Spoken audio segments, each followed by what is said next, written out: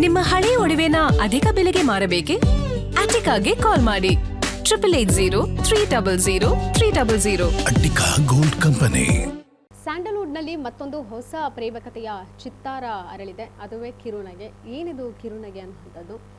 ಇತ್ತೀಚೆಗೆ ಆಂಗ್ಲ ಭಾಷೆಯಲ್ಲೇ ಬರ್ತಿರುವಂತಹ ಸಿನಿಮಾ ಟೈಟಲ್ಗಳ ನಡುವೆ ನಮ್ಮ ಕನ್ನಡ ಚಿತ್ರರಂಗದ ಸ್ಪಷ್ಟವಾದಂತಹ ಕನ್ನಡ ಪದವನ್ನು ಇಟ್ಕೊಂಡು ಈ ಒಂದು ಸಿನಿಮಾ ಬರ್ತಿರುವಂಥದ್ದು. ಸದ್ಯಕ್ಕೆ ಚಿತ್ರದ ನಿರ್ಮಾಪಕರು ಹಾಗೂ ಕತೆ ಬರ್ತಿರುವಂಥವ್ರು ಲತಾಶ್ರೀ ಅವರಿದ್ದಾರೆ, ಅವ್ರನ್ನೇ ಮಾತಾಡಿಸ್ತಾ ಹೋಗ್ತೀನಿ. ವಿಶೇಷ ಏನಂತ ಹೇಳಿದ್ರೆ, ಈ ಒಂದು ಸಿನಿಮಾವನ್ನು HD ದೇವೇಗೌಡರವರು ಅರ್ಪಿಸ್ತಾ ಇರುವಂಥದ್ದು, ಸಿನಿಮಾನ ಪ್ರೆಸೆಂಟ್ ಮಾಡ್ತಿದ್ದಾರೆ. ಮೂಲತಃ ಅವರು ಕೂಡ ಸಿನಿಮಾ ಬ್ಯಾಕ್ಗ್ರೌಂಡ್ ಕೂಡ ಆ ಒಂದು ಫ್ಯಾಮಿಲಿಗೆ ಕನೆಕ್ಟ್ ಆಗಿರುವಂಥದ್ದು. ಇವತ್ತು ನಿರ್ಮಾಪಕಿಯಾದಂತಹ ಲತಾಶ್ರೀ ಅವರಿದ್ದಾರೆ, ಅವ್ರನ್ನೇ ಮಾತಾಡಿಸ್ತೀನಿ. ಹೆಚ್ಚಿನ ಮಾಹಿತಿ ಸ್ಯಾಂಡಲ್ವುಡ್ನಲ್ಲಿ ಸದ್ಯಕ್ಕೆ ಏನಾಗ್ತಿದೆ, ಜೊತೆಗೆ ಕಿರುನಗೆಯ ವಿಶೇಷತೆಗಳೇನೇನು ಅನ್ನುವಂಥದ್ದು. ಮೇಡಮ್ ನಮಸ್ತೆ. ಸೊ ಚಿತ್ರರಂಗಕ್ಕೆ ನೀವು ಹೊಸಬ್ರ, ಹೇಗೆ ಕನೆಕ್ಷನ್ ಆಯಿತು? ಇಲ್ಲ, ನಾನು ಕಂಪ್ಲೀಟ್ಲಿ ಹೊಸಬ್ರೆ ಚಿತ್ರರಂಗಕ್ಕೆ. ನಮಗೆ ನಮ್ಮ ಫ್ಯಾಮ್ಲಿ ಯಾರಿಗೂ ಚಿತ್ರರಂಗ ಲಿಂಕ್ ಇಲ್ಲ, ಏನಿಲ್ಲ. ಜಸ್ಟ್ ಅದೊಂದು ಏನೋ ಅಂತಾರಲ್ಲ, ಡ್ರೀಮ್ ಅಂತ ಏನಂತಾರಲ್ಲ, ಓಕೆ ಏನೋ ಮೂವಿಯಲ್ಲಿ ಹೋಗೋ ಆಸೆ ನಾರ್ಮಲ್ ಎಲ್ರಿಗೂ ಇರುತ್ತದು. ಮೂವಿಯಲ್ಲಿ ಹೋಗೋ ಆಸೆ ಎಲ್ರಿಗೂ ಇರುತ್ತೆ, ಹಾಗೆ ಇತ್ತು. ಸೊ ಒಬ್ರ ಹತ್ರ ಹಾಗೆ ಶೇರ್ ಮಾಡಿಕೊಂಡಾಗ ಒಳ್ಳೆ ಲಿಂಕ್ ಸಿಕ್ತು, ಮಾಡ್ಬೋದು ಅಂತ. ಅಪ್ಪ ಅಮ್ಮಂಗೆ ಕೇಳಿದೆ, ಅವ್ರ ಕಡೆಯಿಂದನೂ ಸಪೋರ್ಟ್ ಸಿಕ್ತು. ಸೊ ಮಾಡ್ತಾಯಿದ್ದೀವಿ. ಹೇಗೆ ಒಲವು ಬಂತು ನಿಮಗೆ ಅಂತಂದರೆ, ನಿಮ್ಮ ಬ್ಯಾಕ್ಗ್ರೌಂಡ್ ಏನು, ಈ ಒಂದು ಕನೆಕ್ಷನ್ ಸಿನಿಮಾ ರಂಗದ ಮೇಲೆ ಒಲವು ಏನಕ್ಕೆ ಬಂತು ನಿಮಗೆ? ನಿಮ್ಮ ಬ್ಯಾಕ್ಗ್ರೌಂಡ್ ಏನಿಲ್ಲ, ನಾನು ಹೌಸ್ ವೈಫಾಗೇ ಇದ್ದೆ. ನಾನು ಇಲ್ಲ ಸ್ಟೋರೀಸ್ ಅದೆಲ್ಲ ಬರೆಯೋದ್ರಲ್ಲಿ ಮುಂಚೆಯಿಂದನೂ ಹವ್ಯಾಸ ಇತ್ತು. ಸೊ ಸ್ಟೋರಿ ಅಂದರೆ ತಿಳ್ಕೊಂಡೆ ಫಿಲ್ಮಲ್ಲಿ, ಅಂದರೆ ಒಂದು ಸ್ಟೋರಿ ನಮ್ಮ ಹತ್ರನೇ ಸ್ಟೋರಿ ಇತ್ತು ಅಂದರೆ ಅದನ್ನು ಮಾಡಬೇಕಾದ್ರೆ ಏನೇನಾಯಿತು, ಸುಮಾರು ಜನ ಪ್ರೊಡ್ಯೂಸರ್ಸ್ನೆಲ್ಲನೂ ಮೀಟ್ ಅದು ಏನೇನಾಗುತ್ತೆ ಅದೆಲ್ಲ ತಿಳ್ಕೊಂಡ್ಬಿಟ್ಟು ಇಲ್ಲ ನಾವೇ ಏನಕ್ಕೆ ಸ್ಟಾರ್ಟ್ ಮಾಡೋಣ. ನಮ್ಮ ತಂದೆ ತಾಯಿ ಜೊತೆ ಡಿಸ್ಕಸ್ ಮಾಡಿದಾಗ ಇಲ್ಲ ಮಾಡು ನೋಡೋಣ. ಅಂದರೆ ನಾನೇ ಸ್ಟೋರಿ ಬರ್ದಿರೋದ್ರಿಂದ, ಆಮೇಲೆ ಈ ಜನ್ರೇಷನ್ ಇವಾಗಿನ ಮೂವೀಸ್ ಎಲ್ಲ ನೋಡ್ತಾ ಇರೋದ್ರಿಂದ, ಆಮೇಲೆ ಒಪಿನಿಯನ್ಸ್ ಅಂದರೆ ಈ ಥರದ್ದು ಮೂವೀಸ್ ಬರ್ಬೋದಿತ್ತು, ಆ ಥರದ್ದೆಲ್ಲ ಒಪಿನಿಯನ್ ತೊಗೊಂಡು ಏನೋ ಒಂದು ಹೊಸ ಟ್ರೈ ಮಾಡೋಣ ಅಂತ ಮಾಡಿದ್ದೀವಿ. ಕತೆ ಹಾಗೇನೆ ಮೂವಿ ಮಾಡಬೇಕು ಅಂದಾಗ ಆ್ಯಕ್ಚುಲಿ ಫಸ್ಟು ನಾವು ಒಂದು ದೊಡ್ಡ ಸಿನಿಮಾ ಮಾಡೋಣ, ಒಳ್ಳೆ ಇದೆಲ್ಲ ಇಟ್ಕೊಂಡು ಅಂತ ಅಂದ್ಕೊಂಡಿದ್ವಿ. ಅದು ಫಸ್ಟ್ ಅದೇ ಸ್ಟೋರಿ ಎಲ್ಲ ರೆಡಿ ಆಯಿತು. ಆಮೇಲೆ ಅಂದ್ಕೊಂತು ಅದು ಸ್ಟೋರಿ ಎಲ್ಲ ರೆಡಿ ಆದಮೇಲೆ ಅನ್ನಿಸ್ತು, being a female producer, female story writer, ಒಂದು ಹೆಣ್ಮಕ್ಕಳ ಓರಿಯೆಂಟೆಡ್ ಸ್ಟೋರಿ ಬರೆದ್ಬಿಟ್ಟು ಮಾಡೋಣ ಅಂದ್ಬಿಟ್ಟು ಕಿರುನಗೆ ಬಂತು. ಈಗ ಕತೆ ಬರೆಯೋಕ್ಕೆ ಶುರು ಮಾಡಿದವರು ದುಡ್ಡು ನೀವೇ ಹಾಕೋ ಅಂಥದ್ದು. ಈ ಒಂದು ಡಿಸಿಷನ್ ತೊಗೊಂಡಿದ್ರಿ, ಒಂದು ಕತೆ ಬರಿತೀನಿ ಸಿನಿಮಾ ಮಾಡ್ತೀನಿ ಅಂತ. ಪ್ರೊಡ್ಯೂಸರ್ ಆಗೋ ಅಂಥದ್ದು ಆ ಒಂದು ನಿರ್ಧಾರ ಯಾಕೆ? ಓಕೆ, ಅದೇ ನನ್ನ ಕತೆ ಬರೆದೆ, ನಮ್ಮ ಡೈರೆಕ್ಟರ್ಸವ್ರಿಗೂ ಕೊಟ್ಟೆ, ಇಲ್ಲ ಮೇಡಮ್ ಚೆನ್ನಾಗಿದೆ, ಇದನ್ನು ಚೆನ್ನಾಗಿ ಮಾಡ್ಬೋದು ಅಂತ. ಸೊ ನನ್ನ ಬಜೆಟ್ ಏನೇನಾಗ್ಬೋದು ಅಂತೆಲ್ಲ ತಿಳ್ಕೊಂಡೆ. ಅದನ್ನು ನಾನು ಓಕೆ ಒಂದು ರೆಕಗ್ನೈಸ್ಡ್ ಲೇಬಲಲ್ಲೇ ಮಾಡೋಣ ಅಂದ್ಬಿಟ್ಟು ಸುಮಾರು ಜನರಿಗೆ ಮೀಟ್ ಆದ್ವಿ, ಎಲ್ಲ ಆಯಿತು. ಸೊ ಅದು ನಮ್ಮ ತಂದೆಯವ್ರು ಏನಾದರೂ ಅದೆಲ್ಲ ನಿಂಗೆ ಮಾಡೋದೇ ಇದ್ದರೆ ನಿಂದೆ ಓನ್ ಮಾಡು, ಏನಕ್ಕೆ ಇದು ಅಂತ, ನಿಂಗೆ ಸ್ಟೋರಿ ಮೇಲೆ ನಿಂಗೆ ಹೋಪ್ ಇದ್ದರೆ ಇಲ್ಲ ಮಾಡು ಅಂತ ನನ್ನ ಅಪ್ಪ ಅಮ್ಮ ಸಪೋರ್ಟ್ ಮಾಡಿದ್ರು. ಸೊ ಹಂಗಾಗಿ ಆಯಿತು ಅಷ್ಟೇ.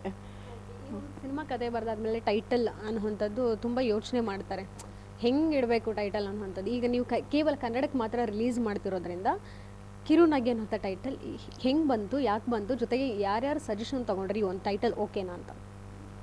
ಇಲ್ಲ, ಟೈಟಲ್ ಅದು ಸ್ಟೋರಿ ಎಲ್ಲ ಬರ್ದಾಯಿತ್ತು. ಆಮೇಲೆ ಎಲ್ಲ ನಮ್ಮ ಡೈರೆಕ್ಟರ್ ಸರ್ ಎಲ್ಲ ಏನಂತ ಡೈಲಾಗ್ಸು ಎಲ್ಲನೂ ಮುಗೀತು. ಸೊ ಆಮೇಲೆ ಲಾಸ್ಟಲ್ಲಿ ಏನಿಡೋಣ ಟೈಟಲ್ಲು ಅಂದ್ಬಿಟ್ಟು ಅಂತ ಏನು ಯೋಚನೆ ಇಲ್ಲ. ಒಂದು ಸ್ವಲ್ಪ ಹಂಗೆ ನೀವು ಹೇಳ್ದಂಗೆ ಇಂಗ್ಲೀಷ್ ಟೈಟಲ್ಸ್ ಆ ಥರ ನಾವು ಹೋದ್ವಿ. ಬಟ್ ಬೇಡ, ಒಂದು ಸಿಂಪಲ್ ಆಗಿಡೋಣ ಅಂದ್ಬಿಟ್ಟು, ಅದಂದರೆ ಅದು ಸ್ಟೋರಿ ಓದಾಗಲೂ ಗೊತ್ತಾಗುತ್ತೆ, ಅದು ಕಿರುನಗೆ ಅಂತ ತುಂಬ ಚೆನ್ನಾಗಿ ಸೂಟ್ ಆಗುತ್ತೆ. ಹೆಣ್ಮಕ್ಳು ಅಂದ ತಕ್ಷಣ ಅದು ಇರುತ್ತೆ ಸ್ಮೈಲ್. ಸೊ ಸ್ಮೈಲ್ ರಿಲೇಟೆಡ್ ಏನಾದರೂ ಇಡೋಣ ಅಂದ್ಬಿಟ್ಟು ಕಿರುನಗೆ ಅಂತ ಬಂತು. ಅಂತ ಕೇಳಿದವರೆಲ್ಲರೂ ತುಂಬ ಇಷ್ಟಪಟ್ಟಿದ್ದಾರೆ ಟೈಟಲು. ಸಜೆಷನ್ ಅಂತಿಲ್ಲ, ನಾವೇ ಮೂವಿ ಟೀಮ್ದವರೇ ಮಾಡ್ಕೊಂಡಿದ್ದು. ಬಟ್ ಕೇಳಿದಾಗೆಲ್ಲ ತುಂಬ ಇಷ್ಟಪಟ್ಟರು. ಈಗ ಸಿನಿಮಾ ಸ್ಟಾರ್ಟಿಂಗ್ ಏನು ಅಂದ್ಕೊಂಡಿರ್ತಾರೆ, ಕಥೆನೇ ಒಂದು ರೀತಿಯಾಗಿ ಚೆನ್ನಾಗಿ ಅದರದ್ದೆಲ್ಲ ನರೇಟ್ ಮಾಡಿರ್ತಾರೆ, ಸಿನಿಮಾನೂ ಮೂಡ್ ಬಂದಿರುತ್ತೆ. ಆದರೆ ಥಿಯೇಟರ್ಗೆ ಅಪ್ಪಳಿಸಿದ್ದಾದಮೇಲೆ ಒಂದಷ್ಟು ಆಡಿಯನ್ಸ್ ಅಭಿಪ್ರಾಯ ಏನಾಗಿರುತ್ತೆ, ಇನ್ನೂ ಎಲ್ಲೂ ಚೇಂಜಸ್ ಮಾಡ್ಬೋದಿತ್ತೇನೋ ಅನ್ನೋಂಥದ್ದು ಹೇಳಿರ್ತಾರೆ. ಜೊತೆಗೆ ನಮ್ಮ ಕನ್ನಡ ಚಿತ್ರರಂಗದಲ್ಲಿ ಬರಹಗಾರರ ಕೊರತೆ ಇದೆ ಅನ್ನುವಂಥದ್ದು ಆಗಾಗ ಈ ಮಾತು ಕೇಳಿ ಬರ್ತಾನೆ ಇರುತ್ತೆ. ಸಾಕಷ್ಟು ಸಂಭಾಷಣೆಕಾರರು ಹೇಳ್ತಾರೆ, ಹೌದು ನಮ್ಮ ಮಣ್ಣಿನ ಕತೆ ಇರ್ಬೋದು, ಇಲ್ಲಿ ಹೇಳುವಂಥ ಬರಹಗಾರರು ಸ್ಟ್ರಾಂಗ್ ರೈಟರ್ಸ್ ಬೇಕು ನಮಗೆ ಅಂತ ಹೇಳ್ತಿರ್ತಾರೆ. ಈಗ ನೀವು ಕೂಡ ಮಹಿಳೆಯಾಗಿ ಕಥೆಯನ್ನು ಬರೆದಿರುವಂಥದ್ದು ಜವಾಬ್ದಾರಿ ಜಾಸ್ತಿ ಇರುತ್ತೆ ನಿಮಗೆ. ಇಲ್ಲ ಹೌದು, ನನಗೂ ಅಷ್ಟೇ. ಮೂವಿ ನೋಡಬೇಕಾದ್ರೆ ಎಲ್ರಿಗೂ ಬರುತ್ತಲ್ವ, ಒಂದು ಮೂವಿ ನೋಡಬೇಕಾದ್ರೆ ಒಪಿನಿಯನ್ ಬರುತ್ತೆ, ಇಲ್ಲ ಇದನ್ನು ಹಿಂಗೆ ಮಾಡಿದ್ರೆ ಜನರಿಗೆ ಇಷ್ಟ ಆಗ್ತಿತ್ತೇನೋ ಆ ಥರ ಅಂದ್ಬಿಟ್ಟು. ಹಾಗೆ ನಾವು ಇವಾಗ ಒಂದು ಸ್ಟೋರಿ ಬರೆದ್ಬಿಟ್ಟು ಅದನ್ನೇ ನಾವು ಹಿಂಗೆ ಹೋಗ್ಬಿಟ್ಟಿಲ್ಲ, ಅದನ್ನು ಕಂಟಿನ್ಯೂ ಸ್ಟೋರಿ ಆನ್ ಸ್ಪಾಟು ತುಂಬ ಸಲ ಚೇಂಜ್ ಮಾಡಿದ್ದೀವಿ, ಟೂ ವೇ ಶೂಟ್ ಮಾಡಿದ್ದೀವಿ, ಹಿಂಗಿದ್ರೆ ನೋಡೋಣ ಆನ್ ಸ್ಕ್ರೀನ್ ಹೆಂಗೆ ಕಾಣುತ್ತೆ ಅಂತ. ಆ ಥರ ಮಾಡಿಕೊಂಡು ಒಪಿನಿಯನ್, ತುಂಬ ಜನರು ಒಪಿನಿಯನ್ ಪ್ರತಿಯೊಂದು ಒಂದೊಂದು ಇದಕ್ಕೂ ನಾನು, ನಮ್ಮ ಅಪ್ಪ ಅಮ್ಮ ಅವರು ಎಜುಕೇಷನ್ ಫೀಲ್ಡವ್ರಾಗಿರೋದು, ನನ್ನ ಹಸ್ಬೆಂಡ್ ಆಗಿರೋದು, ನನ್ನ ಫ್ರೆಂಡ್ಸ್ ಆಗಿರೋದು, ಸುಮಾರು ಜನರದೆಲ್ಲ ಒಪಿನಿಯನ್ ಪ್ರತಿಯೊಂದು ಸೀನ್ಗೂ ತೊಗೊಂಡಿದ್ದೀನಿ. ಎಲ್ಲರೂ ಇಷ್ಟಪಟ್ಟಿದ್ದಾರೆ. ನೋಡಬೇಕು, ಇವಾಗ ಜನರ ಮೇಲೆ ಬಿಟ್ಟಿದ್ದು. ಸೊ ನೋಡೋಣ ಮೇಡಮ್. ಇದು ಕಂಪ್ಲೀಟ್ ಫ್ಯಾಮಿಲಿ ಝೋನರೇ ನಮ್ಮ ಫ್ಯಾಮಿಲಿ ಎಲ್ಲರೂ ಕೂತ್ಕೊಂಡು ನೋಡುವಂಥ ಸಿನಿಮಾ. ಈಗ ದೇವೇಗೌಡರು ಸಿನಿಮಾ ಪ್ರೆಸೆಂಟ್ ಮಾಡ್ತಿದ್ದಾರೆ ಅಂತ ಹೇಳಿದ್ರೆ ನಿಮ್ಗೇನಾದರೂ ಪೊಲಿಟಿಕಲ್ ಕನೆಕ್ಷನ್ ಇದೆಯಾ ಬ್ಯಾಕ್ಗ್ರೌಂಡ್ ಅಂತ? ಹೌದೌದು, ನಮ್ಮ ತಂದೆಯವರು ex JDS MLA Bijapur Nagthan ಮತಕ್ಷೇತ್ರದಿಂದ. ಸೊ JDS ಅಂದ ತಕ್ಷಣ ದೇವೇಗೌಡ ಅವರು ನಮಗೊಂಥರ ಅಪ್ಪಾಜಿ ಇದ್ದ ಹಾಗೆ. ಸೊ ಹಂಗಾಗಿ ಹರ್ಷಿನಿ ಸಿನಿಮಾಸ್ ನಂದು ಪ್ರೊಡಕ್ಷನ್ ಏನಿದೆ ಅವ್ರ ಹತ್ರನೇ ಲಾಂಚ್ ಮಾಡಿಸೋಣ ಅಂದ್ಬಿಟ್ಟು ಅವ್ರ ಹತ್ರನೇ ಲಾಂಚ್ ಮಾಡಿಸಿ ಟೈಟಲ್ಲು ಕೂಡ ಅವ್ರ ಹತ್ರನೇ ಇದು ಮಾಡಿಸಿದ್ದು, ಕಿರುನಗೆ ಅಂದ್ಬಿಟ್ಟು. ಸೊ ಅವರ ಆಶೀರ್ವಾದ ಸಿಕ್ಕಿರೋದು ನಮಗೊಂಥರ ಪುಣ್ಯನೇ ಮ್ಯಾಮ್. ಅವರು ಕೂಡ ಆಗಾಗ ವೇದಿಕೆಗಳಲ್ಲಿ ಇರ್ಬೋದು, ಜೊತೆಗೆ ಕುಮಾರಸ್ವಾಮಿ ಅವರು ಹೇಳ್ಕೊತಿರ್ತಾರೆ ಸಿನಿಮಾ ರಂಗದಲ್ಲಿ ನನಗೆ ತುಂಬ ಆಸೆ ಇತ್ತು ಪ್ರೊಡ್ಯೂಸ್ ಮಾಡೋ ಅಂಥದ್ದು ಇರ್ಬೋದು. ನೆಕ್ಸ್ಟ್ ನಿಖಿಲ್ ಅವರು ಕೂಡ ಚಿತ್ರರಂಗಕ್ಕೆ ಬಂದರು, ಮತ್ತು ಈಗ ರಾಜಕೀಯ ಕಡೆ ಅವರು ಒಲವು ಹೋಗಿರೋವಂಥದ್ದು. ಒಂದು ಈ ರೀತಿ ಕನೆಕ್ಷನ್ ಇದೆ ಸಿನಿಮಾಗೂ ರಾಜಕೀಯಕ್ಕೂ. ನೀವು ಅಷ್ಟೇ ಈಗ ಸಿನಿಮಾಗೆ ಬಂದಿರೋವಂಥದ್ದು ಹೇಗೆ ಅನ್ನಿಸ್ತದೆ? ಹೊಸದಾಗಿ ಎಲ್ಲವನ್ನೂ ನೋಡ್ತಾ ಇದ್ದೀರಾ? ತುಂಬಾ ಡಿಫ್ರೆಂಟ್ ವರ್ಲ್ಡ್ ಇದು. ನಾನು ಅಂದರೆ ಎರಡು, ನನ್ನ ಮದುವೆ ಆದಮೇಲೆ ಬೇರೆ ಜೀವನ ಇದೆ, ಮದುವೆ ಮುಂಚೆ ಅದು ಬೇರೆ. ಈ ಕಡೆ ಅಪ್ಪ ಅಮ್ಮ ಎಲ್ಲ ಪೊಲಿಟಿಷಿಯನ್ಸು, ಈ ಕಡೆ ಎಲ್ಲ ಪೊಲಿಟಿಕ್ಸ್, ನಮ್ಮ ಹಸ್ಬೆಂಡ್ ಕಡೆ ಎಲ್ಲ ಪೊಲಿಟಿಕ್ಸ್ ಇಲ್ಲ. ಸೊ ಪೊಲಿಟಿಕ್ಸ್ ಎಲ್ಲ ನೋಡಿಬಿಟ್ಟು ಇದು ಮೂವಿದು ಇದು ಡಿಫ್ರೆಂಟ್ ವರ್ಲ್ಡೇ ಇದೆ, ನೋಡಬೇಕು, ಎಕ್ಸ್ಪ್ಲೋರ್ ಮಾಡಬೇಕು. ನಾನು ಇವಾಗ ಫಸ್ಟ್ ಸ್ಟೆಪ್ ಇಟ್ಟಿದ್ದೀನಿ. ಸೊ ತುಂಬ ತಿಳ್ಕೊಳ್ಳೋತಿದೆ ಮೇಡಮ್. ನೋಡಬೇಕು, ಹೋಗ್ತಾ ಎಕ್ಸ್ಪೀರಿಯೆನ್ಸಿಂದ ತಿಳ್ಕೊತೀನಿ ಅಂದ್ಕೊಂಡಿದ್ದೀನಿ. ಒಳ್ಳೆ ಎಕ್ಸ್ಪೀರಿಯೆನ್ಸ್ ಆಗಲಿ ಅಂತ ಬಯಸ್ತೀನಿ ಅಷ್ಟೇ. ಸ್ಟಾರ್ ಕಾಸ್ಟ್ ಎಲ್ಲ ಇದು ಸ್ಟೋರಿ ಬಂದ ಮೇಲೆ ಏನಾಯಿತು ಅಂದರೆ ನನಗೆ ಫೀಮೇಲ್ ಓರಿಯೆಂಟೆಡ್ ಅಂದರೆ ಒಂದು ಹೊಸ ಮುಖನೇ ಬೇಕು ಅಂತ ತಲೆಯಲ್ಲಿ ಫಿಕ್ಸ್ ಮಾಡ್ಕೊಂಡ್ಬಿಟ್ವಿ. ಹೀರೋಯಿನ್ ಇದೆ ಅಂದರೆ ಹೊಸ ಮುಖನೇ ಹಾಕ್ಕೊಳ್ಳೋಣ ಅಂದ್ಬಿಟ್ಟು ಹುಡ್ಕಿದ್ವಿ. ನಮ್ಮ ಕತೆ ತಕ್ಕಂಗೆ ಸಿಕ್ಕಿದ್ದಾರೆ ಒಬ್ಬರು. ಸೊ ಆಮೇಲೆ ಹೀರೋ ಬಂದುಬಿಟ್ಟು ವಿಜಯ್ ರಾಜ್ ಅಂದ್ಬಿಟ್ಟು ತುಂಬ ಒಳ್ಳೆ ನಟ ಅವರು. ಮತ್ತು ಹಿಂದಿಯಿಂದ ಅನುಪಮ್ ಖೇರ್ ಅವ್ರ ಬ್ರದರ್ ರಾಜು ಖೇರ್ ಅವ್ರು ಮಾಡಿದ್ದಾರೆ. ನಾನು ಚಿಕ್ಕವಳಿದ್ದಾಗಿಂದು ಬೆಳ್ಕೊಂಡು ನೋಡ್ಕೊಂಡು ಬಂದ ನನ್ನ ಫೇವ್ರೇಟ್ ಹೀರೋಯಿನ್ ಶ್ರುತಿ ಮೇಡಮ್ ಅವ್ರು ಮಾಡಿದ್ದಾರೆ. ಆಮೇಲೆ ಸುಧಾ ಬೆಲ್ವಾಡಿ ಮೇಡಮ್ ಅವ್ರು ಮಾಡಿದ್ದಾರೆ, ಉಮೇಶ್ ಅವ್ರು ಮಾಡಿದ್ದಾರೆ. ಸೊ ಸುಮಾರು ಒಳ್ಳೆ ಆರ್ಟಿಸ್ಟ್ಗಳು ಮಾಡಿದ್ದಾರೆ ಮ್ಯಾಮ್. ಫಸ್ಟ್ ಮೂವಿ ಅಂದ್ಬಿಟ್ಟು ಶ್ರುತಿ ಮೇಡಮ್ ಮಾಡಿರೋದಂತೂ ತುಂಬಾ ಖುಷಿ ಇದೆ ನನಗೆ. ಹೊಸೊಬ್ಬರಿಗೆ ಪ್ರೋತ್ಸಾಹ ಕೊಟ್ಟಿದ್ದಾರೆ, ಈ ಥರ ಸಿಗಲಿ ಅಂತ ಬಯಸ್ತೀನಿ. ಶೂಟಿಂಗ್ ಒಂದು 50+ ಆಗಿದೆ. ಹಾಂ, ಪ್ರೊಡಕ್ಷನ್ ಬಜೆಟ್ ಇರಬಹುದು, ಯಾವುದು ರಿವೀಲ್ ಮಾಡಲ್ಲ ಗೊತ್ತಿದೆ, ಬಟ್ ದೊಡ್ಡ ವೆಚ್ಚದಲ್ಲಿ ಏನಾದರೂ ಹಾಕಿದ್ದೀರಾ ಹೇಗೆ? ಇಲ್ಲ ಹೌದು, ಸ್ಟೋರಿಗೆ ಏನು ಬೇಕಿಲ್ಲ ಅದಕ್ಕೂ ಹಾಕಿದ್ದೀವಿ. ಆದರೆ ಇಷ್ಟೇ ಬಜೆಟ್ ಆ ಥರ ಏನು ಕಂಜೂಸಿ ಮಾಡಿಲ್ಲ ಬಜೆಟ್ಗೆ. ಬಿಕಾಸ್ ಏನು ನಾವು ಜನರಿಗೆ ಇವಾಗ ಪ್ಯಾಷನಿಂದ ಬಂದಿರೋದು. ಹೌದಪ್ಪ ಇದರಿಂದ ದುಡ್ಡು ಸಿಗುತ್ತೆ ಅಂದಕ್ಕಾಗಲಿ ಏನೋ ನನ್ನ ಹತ್ರ ತುಂಬ ಇದೆ ಹಾಕೋ ಹಂಗಿಲ್ಲ. ನನಗೆ ನನ್ನ ಸ್ಟೋರಿ ಮೇಲೆ ಏನು ಹಾಕಬೇಕು ಅದನ್ನು ನಾನು ಮಾಡಿದ್ದೀನಿ. ನಾನು ಬಿಜಾಪುರದವಳು ಪ್ರಾಪರಾಗಿ. ಸೊ ಹಾಗಾಗಿ ನನಗೆ ಮದುವೆ ಮನೆ ಸೆಟಪ್ ಎಲ್ಲ ನಂಗೆ ನಮ್ಮೂರಲ್ಲೇ ಮಾಡಬೇಕಾಗಿತ್ತು. ಸೊ ನಮ್ಮೂರಲ್ಲೇ ಮಾಡಿದ್ದೀನಿ. ಅಲ್ಲಿ ನನಗೆ ಸುಮಾರು ಜನ ಸಹಕಾರ ಕೊಟ್ಟಿದ್ದಾರೆ. ಅಪ್ಪುಗೌಡ್ರು ಆಗಿರ್ಬೋದು, ನಮ್ಮ doctor Shobha nursing home Deepa madam ಅವರಾಗಿರ್ಬೋದು, ನನ್ನ ಅಪ್ಪ ಅಮ್ಮ, ನಮ್ಮ ಚಿಕ್ಕಮ್ಮ ಎಲ್ಲರೂ ತುಂಬ ಸಹಕಾರ ಕೊಟ್ಟಿದ್ದಾರೆ. ಬಿಜಾಪುರಲ್ಲಿ ಶೂಟ್ ಆಯಿತು. ಆಮೇಲೆ ಈ ಕಡೆ ಗೋವಾದಲ್ಲಿ, ಬಾಂಬೆಯಲ್ಲಿ, ಬೆಂಗಳೂರಲ್ಲಿ, ಆಮೇಲೆ ಚಿಕ್ಕಮಂಗ್ಳೂರು, ಉಡುಪಿ ಎಲ್ಲ ಕಡೆ ಆಗಿದೆ. ಕತೆ ಏನೋ ಬರೆದ್ರಿ, ನೆಕ್ಸ್ಟ್ ಪ್ರೊಡ್ಯೂಸರ್ ಕೂಡ ಆದ್ರಿ, ಯಾವ್ದಾದ್ರು ಒಂದು ಪಾತ್ರ ಮಾಡ್ಬೇಕಂತ ಅನಿಸ್ಲಿಲ್ವಾ? ಇಲ್ಲ ಅದು ನಂದಲ್ಲ. ನನಗೆ ಅದು ಏನಂತಾರಲ್ಲ, it's not my cup of tea ಅಂತಾರಲ್ಲ, ಹಾಗೆ ಇಲ್ಲ, ಅದರಲ್ಲೆಲ್ಲ ಇಂಟ್ರೆಸ್ಟ್ ಇಲ್ಲ. ಅದು ತುಂಬ ಡಿಫಿಕಲ್ಟ್ ಕೂಡ. ನಾನು ಅನ್ಕೊತಿದ್ದೆ ಏನೋ ಒನ್ ಡೇ ಇಲ್ಲ, ಸ್ಕೂಲಲ್ಲೆಲ್ಲ ಮಾಡ್ತೀವಲ್ಲ ಪಾರ್ಟ್ ಎಲ್ಲ, ಅದು ಆ ಥರ ಏನೋ ಅಂದ್ಕೊಡೋದು. ಬಟ್ ಯಪ್ಪ ಇದು ತುಂಬ ಕಷ್ಟ. ಅದನ್ನು ಇಲ್ಲ, ಅದು ಇವಾಗ ನೋಡಿದ್ಮೇಲೂ ನಂಗೆ ಯಾವತ್ತೂ ಅದು ಇಂಟ್ರೆಸ್ಟ್ ಬರೋಲ್ಲ ಅಂದ್ಕೊತೀನಿ. ಇಲ್ಲ ಬೇಡ ಅದೆಲ್ಲ. ಇವಾಗ ರೆಕಾರ್ಡಿಂಗ್ ನಡೀತಾ ಇದೆ. ಇನ್ನೊಂದು 15-20 ಡೇಸಲ್ಲಿ ಸಾಂಗ್ ರಿಲೀಸ್ ಇಟ್ಕೊಳ್ಳೋಣ ಅಂದ್ಕೊಂಡಿದ್ದೀವಿ. ಅಕ್ಟೋಬರ್ 2nd ವೀಕೆಲ್ಲ ರಿಲೀಸ್ ಪ್ಲ್ಯಾನ್ ಮಾಡ್ತಾಯಿದ್ದೀವಿ ಮ್ಯಾಮ್. ದೇವೇಗೌಡರವರು ನಿಮ್ಮ ಸಿನಿಮಾವನ್ನು ಪ್ರೆಸೆಂಟ್ ಮಾಡ್ತಿರೋದ್ರಿಂದ ಎಷ್ಟು ಇದು ಪ್ಲಸ್ ಪಾಯಿಂಟ್ ಆಗ್ಬೋದು ನಿಮ್ಮ ಸಿನಿಮಾಗೆ? ಇಲ್ಲ ಅವ್ರ ಮೇಲೆ ನಮಗಿರೋ ಹೆಮ್ಮೆಯಿಂದ ಅವ್ರ ಬ್ಲೆಸ್ಸಿಂಗೋಸ್ಕರ ನಾವು ಅವ್ರನ್ನ ಪ್ರೆಸೆಂಟ್ ಮಾಡ್ತಾ ಇದ್ವಿ. ಏನೋ ನಮ್ಗೆ ಅದರಿಂದ ಏನೋ ಪಾಸಿಟಿವ್ ಆಗಲಿ, ಅದರಿಂದ ನಮಗೆ ಫ್ಯಾನ್ ಆ ಥರ ಇಲ್ಲ. ನಮ್ಮ ಫ್ಯಾಮಿಲಿಗೆ ಅವ್ರ ಮೇಲಿರೋ ರೆಸ್ಪೆಕ್ಟಿಂದ ಅವ್ರ ಹತ್ರ ಅವ್ರಿಗೆ ಇದು ಮಾಡ್ತಾ ಇರೋದು. ಸ್ಟೋರಿ ಚೆನ್ನಾಗಿದೆ, ಎಲ್ಲರೂ ಬಂದು ನೋಡಬೇಕು, ಹೆಣ್ಮಕ್ಳು ಅಂತೂ ನೋಡಲೇಬೇಕು. ಎಲ್ಲ ಅಪ್ಪಂದಿರಿಗೂ ನೋಡ್ಬೋದು, ಎಲ್ಲ ಅಣ್ಣಂದಿರು ನೋಡ್ಬೋದು, ಎಲ್ಲರೂ ನೋಡುವಂಥ ಸಿನಿಮಾ. ಸೊ ಕತೆ ಮೇಲೆ ಹೋಗ್ತಿದೆ, ಆ ಥರ ಏನಿಲ್ಲ. ಅವ್ರ ಆಶೀರ್ವಾದ ಇರಲಿ, ಕತೆ ಮೇಲೆ ನಮ್ಮ ಅದಲ್ಲ ಆ ಥರ ಗೊತ್ತಿಲ್ಲ. ನೋಡಿ ನೀವು ನೋಡ್ಬಿಟ್ಟು ಹೇಳ್ಬೇಕು ನಮಗೆ ಒಪಿನಿಯನ್. ಹಂಗೇನಿಲ್ಲ, ಇಲ್ಲ ಅದು ಕತೆ ಹೇಳೋ ಥರ ಇಲ್ಲ ಅದು. ಇವಾಗ ನೀವು ಇದಾಗಿರೋದ್ರಿಂದ ಕತೆ ಹೇಳೋತಿರಲ್ಲ, ನೋಡ್ತಾ ಏನೋ ನಮಗೂ ಅಂದರೆ ನಾವೇನು ಕತೆ ಆ ಥರ ಬರ್ಕೊಂಡು, ಅದೇ ಹೇಳ್ತೇನೆ, ಕತೆ ಬರ್ಕೊಂಡು ಹೋಗಿಲ್ಲ ಅದು. ಸೊ ಅದೇ ಈ ಥರ ಇದ್ದರೆ ಈ ಥರ ಆ ಥರ ಮಾತಾಡ್ಕೊಂಡು ಮಾಡಿರೋದು ಇದು.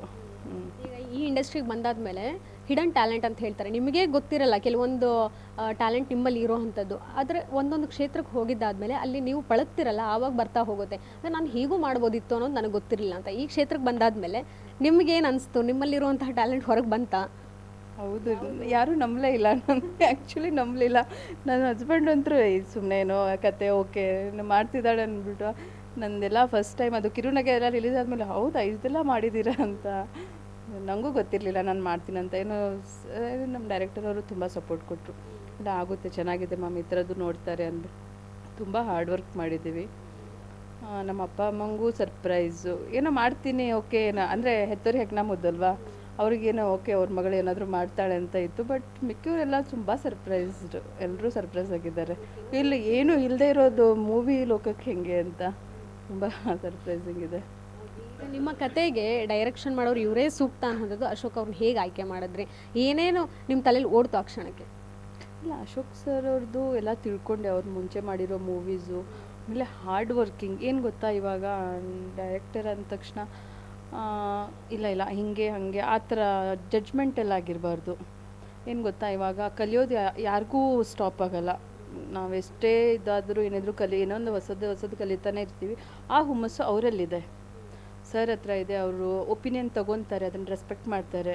ಓಕೆ ಅದನ್ನು ಅಂದರೆ ಯಾವ ರೀತಿ ಹಾರ್ಡ್ ವರ್ಕಿಂಗ್, ಎಲ್ಲರೂ ತುಂಬ ನೀಟಾಗಿ ಮ್ಯಾನೇಜ್ ಮಾಡ್ತಾರೆ. ಟೀಮ್ ಆಗಿರ್ಬೋದು, ಅದೇ ಆಗಿರ್ಬೋದು. ಅವ್ರ ಜೊತೆ ಮಾತಾಡಿದಾಗೂ ಹಾಗೆ ಅನ್ನಿಸ್ತು ನಮಗೆ, ಇಲ್ಲ ಇವರು ಜೊತೆ ಮಾಡ್ಬೋದು ಅಂತ.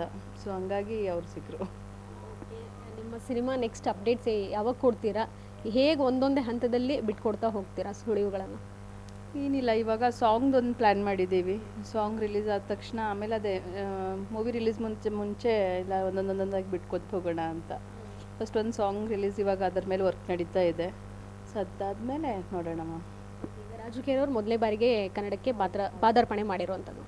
ಯಾವ ರೀತಿ ಪಾತ್ರ ನಾವು ಎಕ್ಸ್ಪೆಕ್ಟ್ ಮಾಡ್ಬೋದು ಅವ್ರು ಮಾಡಿದ್ದಾರೆ ಅಂದರೆ? ಕ್ಯಾಮಿಯೋ ರೋಲ್ ಮಾಡಿರ್ತಾರೆ, ಬಟ್ ಹೇಗೆ ವಿಲನ್ ಶೇಡ ಹೇಗೆ ಅಂತ? ಆ ಥರ ನಡೆಯಲ್ಲ, ಒಳ್ಳೆ ಪಾತ್ರ ಮಾಡಿದ್ದಾರೆ. ಎಲ್ಲವೂ ಒಳ್ಳೆ ಪಾತ್ರ ಮೇಡಮ್, ಕಲಾವಿದ್ರಂದ್ರೆ ಎಲ್ಲವೂ ಒಳ್ಳೆ ಪಾತ್ರ. ಅಲ್ಲಿಂದ ಇಲ್ಲಿ ಕರೆಸಿ ಏನಾದರೂ ವಿಲನ್ ರೋಲ್ ಕೊಟ್ಟಿದ್ದೀರಾ, ಹೀರೋ ರೋಲ್ ಕೊಟ್ಟಿದ್ದೀರಾ, ಬೇರೆ ಯಾವ ರೋಲ್ ಕೊಟ್ಟಿದ್ದೀರಾ? ಆಗುವಂಥದ್ದೇ ಕೊಟ್ಟಿದ್ದೀವಿ.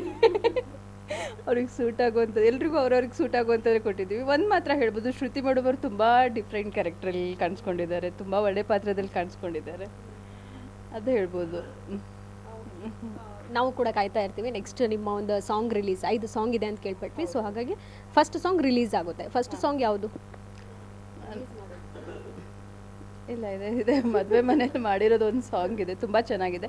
ಆಮೇಲೆ ಈ ಸಾಂಗ್ ಅಂದ ತಕ್ಷಣ ಏನು ಗೊತ್ತಾ, ನಮ್ಮ ಮ್ಯೂಸಿಕ್ ಡೈರೆಕ್ಟರ್ ಅವರು ಫಸ್ಟ್ ಟೈಮ್ ಕನ್ನಡದಲ್ಲಿ ಮಾಡ್ತಾಯಿರೋದು. AR ರೆಹಮಾನ್ ಅವ್ರ ಸ್ಟೂಡೆಂಟ್ ಸುಕೃತ್ ಅಂದ್ಬಿಟ್ಟು, ಅವರು ತುಂಬ ಹಾರ್ಡ್ ವರ್ಕ್ ಮಾಡಿ ತುಂಬ ವಿತ್ ಲಾಟ್ಸ್ ಆಫ್ ಡೆಡಿಕೇಶನ್ ತುಂಬ ಒಳ್ಳೆ ಸಾಂಗ್ಸ್ನ ಕೊಟ್ಟಿದ್ದಾರೆ. ಸೊ ನಾನು ಆ ಸಾಂಗ್ಸ್, ಸ್ಪೆಷಲಿ ಸಾಂಗ್ಸ್ಗೆ ಜನರ ರಿಯಾಕ್ಷನ್ಗೆ ನಾನು ವೆಯ್ಟ್ ಮಾಡ್ತಾ ಇದ್ದೀನಿ. ಹಾಂ, ಮೂಲತಃ ಉತ್ತರ ಕರ್ನಾಟಕದವರಾಗಿರೋದ್ರಿಂದ ಸಿನಿಮಾದಲ್ಲಿ ಒಂದು ಸಾಂಗ್ ಉತ್ತರ ಕರ್ನಾಟಕದ ಇರುತ್ತಾ ಹೇಗೆ ಅಂತ? ಇಲ್ಲ ಅದು ಉತ್ತರ ಕರ್ನಾಟಕ ಹಾಗೆಲ್ಲ ಎಕ್ಸ್ಪೆರಿಮೆಂಟ್ ಮಾಡೋಕ್ಕೆ ಹೋಗಿಲ್ಲ ನಾನು, ಫಸ್ಟ್ ಟೈಮ್ ಆಗಿರೋದ್ರಿಂದ. ಉತ್ತರ ಕರ್ನಾಟಕದ್ದು ಹಾಕಿದ್ದೀವಿ, ನಂದು ಇನ್ನೊಂದು ಹೇಳಿದ್ವಲ್ಲ, ಇನ್ನೊಂದು ಮೂವಿ ನಡೀತಾ ಇದೆ ಅಂತ, ಅದರಲ್ಲಿ ಹಾಕಿದ್ದೀನಿ. ಇದು ಏನು ಗೊತ್ತಾ, ಇದರಲ್ಲಿ ಫುಲ್ ಸಾಂಗ್ಸು ಆ ಥರ ಉತ್ತರ ಕರ್ನಾಟಕ ಜನಪದ ಆ ಥರ ಹಾಕುವಂಥದ್ದೆಲ್ಲೂ ನಮ್ಗೆ ಪ್ರಸಂಗ ಬರಲಿಲ್ಲ, ಅದಕ್ಕೆ ಹಾಕಲಿಲ್ಲ ಅಷ್ಟೇ. ಅದು ಹಾಕಬಾರ್ದು ಆ ಥರದ್ದೇನಿಲ್ಲ, ಆ ಸ್ಟೋರಿಗೆ ಬೇಡವಾಗಿತ್ತು, ಹಂಗಾಗಿ ಸಿಂಪಲಾಗಿ ಮಾಡ್ಕೊಂಡು ಹೋಗಿದ್ದೀವಿ. Thank you so much ma'am. ಇದೆಷ್ಟು ಕತೆ ಬರೆದಿರುವಂತಹ ಲತಾಶ್ರೀ ಅವರ ಮಾತಾಗಿತ್ತು. ಜೊತೆಗೆ ಈ ಒಂದು ಸಿನಿಮಾಗೆ ನಿರ್ಮಾಣ ಕೂಡ ಮಾಡಿದ್ದಾರೆ. ಇನ್ನೇನು ಸದ್ಯದಲ್ಲೇ ಸಿನಿಮಾದ ಮೊದಲ ಹಾಡನ್ನ ರಿಲೀಸ್ ಮಾಡುವಂತಹ ಒಂದು ಯೋಚನೆಯಲ್ಲಿ ಕೂಡ ಇರುವಂಥದ್ದು. ಕ್ಯಾಮ್ರಾ ಪರ್ಸನ್ ಪೃಥ್ವಿ ಜೊತೆಗೆ ಕೀರ್ತಿ ಪಾಟೀಲ್, ಗ್ಯಾರಂಟಿ ನ್ಯೂಸ್, ಬೆಂಗಳೂರು.